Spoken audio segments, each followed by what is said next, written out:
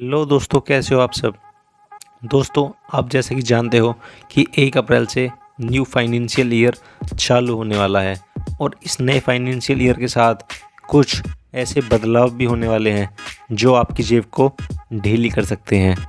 तो चलिए दोस्तों, हम उन बदलाव के बारे में एक एक करके जानते हैं। दोस्तों, सबसे पहले हम बात करेंगे क्रिप्टो करेंसी की।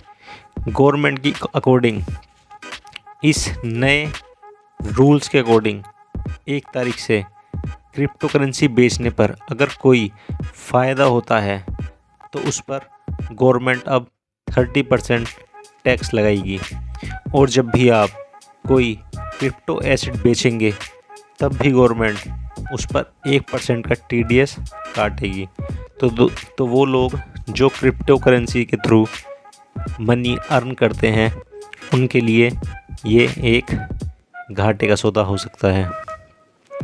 अगला है दोस्तों PF अकाउंट। जैसा कि आप जानते हैं कि एक नॉर्मल एम्प्लॉय के लिए PF अकाउंट बहुत इम्पोर्टेंट चीज़ होती है जो उसकी एक सेविंग का हिस्सा होता है। दोस्तों, 1 अप्रैल 2022 से PF अकाउंट को 2 भागों में बांट दिया जाएगा। अगर आपके PF अकाउंट में 2.5 लाख तक रुपए हैं तो उन पर गवर्नमेंट कोई टैक्स नहीं लेगी, बट अगर इससे ऊपर आपके PF अकाउंट में योगदान है तो आपके ब्याज आय पर गवर्नमेंट टैक्स लेगी। तो ये भी दोस्तों एक बुरी खबर साबित हो सकती है। दोस्तों, 1 अप्रैल 2022 से आप म्यूचुअल फंड में अगर निवेश करते हैं तो अब 1 अप्रैल 2022 से आप निवेश या पेमेंट चेक के थ्रू, बैंक ड्राफ्ट या अन्य किसी भी भौतिक माध्यम से नहीं कर पाएंगे। 1 अप्रैल से आप सिर्फ UPI या नेट बैंकिंग के थ्रू ही पेमेंट कर सकते हैं। दोस्तों, अगली जो खबर है वो है हमारी बेसिक ज़रूरत को लेके, जो है गैस सिलेंडर। दोस्तों, जैसा कि आप जानते हैं कि अब धीरे धीरे पेट्रोल, डीजल, LPG सभी के साथ जो पेट्रोल से रिलेटेड सभी चीज़ें हैं उनके दाम बढ़ रहे हैं। तो इसी चीज़ का सीधा असर गैस सिलेंडर पे भी होगा। गैस सिलेंडर के दाम बढ़ सकते हैं और इसकी वृद्धि जो है वो बताई जा रही है कि गैस सिलेंडर पे 50 से 100 रुपये तक बढ़ सकते हैं। बाकी दोस्तों देखा जाएगा कि गवर्नमेंट कितने रुपए इस पर बढ़ाएगी। अगला जो चेंजेस हैं वो है दोस्तों मेडिसिन्स को लेकर। दोस्तों, 1 अप्रैल 2022 से गवर्नमेंट पेन किलर, एंटीबायोटिक और जो भी अन्य ज़रूरी दवाइयां हैं उनके रेट बढ़ेंगे, क्योंकि भारत की ड्रग प्रोसेसिंग अथॉरिटी ने कुछ जो शेड्यूल्स दवाई हैं उनकी कीमतों में 10.70% की बढ़ोतरी की अनुमति दे दी है, जिससे जो हमारे यूज़ की 700 से 800 दवाइयाँ हैं उनकी कीमत बढ़ जाएगी।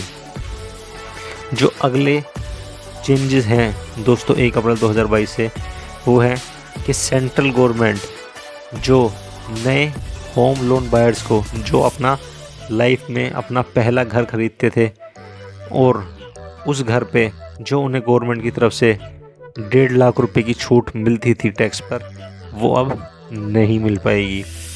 दोस्तों, गवर्नमेंट की एक धारा जिसे हम 80 EEA के नाम से जानते हैं, जिसके तहत जो टैक्स से छूट मिलती थी उसे अब बंद कर दिया गया है।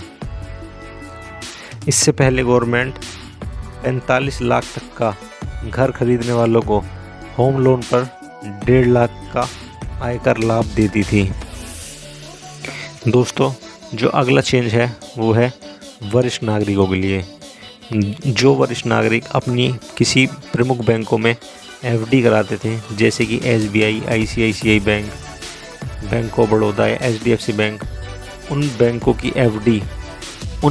FD पर वरिष्ठ नागरिकों को पहले ज़्यादा फ़ायदा मिलता था, बट अब ये सुनने में आ रहा है कि 1 से 4 अप्रैल के बीच में इन बैंकों ने जो शुरुआत की थी स्पेशल FD की वरिष्ठ नागरिकों के लिए, वो अब ये बैंक बंद कर सकते हैं। तो दोस्तों, इससे भी जो हमारे वरिष्ठ बुज़ुर्ग लोग हैं, जो हमारे बुज़ुर्ग माता पिता हैं, उनको भी इस चीज़ से अब नुकसान हो सकता है। अगली जो खबर है दोस्तों है एक्सिस बैंक से। एक्सिस बैंक ने अपने मिनिमम बैलेंस की सीमा 10,000 से बढ़ाकर 12,000 कर दी है और जो पहले फ्री कैश ट्रांजेक्शन होती थी उसकी सीमा को बदलकर भी अब सिर्फ लिमिटेड 4 फ्री ट्रांजेक्शन में कर दिया गया है। या आप सिर्फ 1.5 लाख रुपए तक निकाल सकते हैं कैश ट्रांजेक्शन में। और जो अगला चेंजेस है वो है जीएसटी को लेकर। दोस्तों सीबीआईसी ने सेवा कर के तहत ई चालान के लिए टर्नओवर सीमा को 50 करोड़ से घटाकर अब सिर्फ 20 करोड़ कर दिया गया है, जो 1 अप्रैल 2022 से लागू हो जाएगा। तो दोस्तों ये थे वो चेंजेस जो 1 अप्रैल 2022 से लागू होने वाले हैं पूरे भारत में, और इनका सीधा सा असर एक आम आदमी की जेब पर पड़ेगा। तो दोस्तों अगर आपको ये वीडियो अच्छी लगी हो तो प्लीज़ चैनल को सब्सक्राइब कर दीजिएगा, वीडियो को लाइक कर दीजिएगा। आपको इस चैनल पर ऐसे ही बहुत महत्वपूर्ण जानकारी आगे मिलती रहेंगी। धन्यवाद।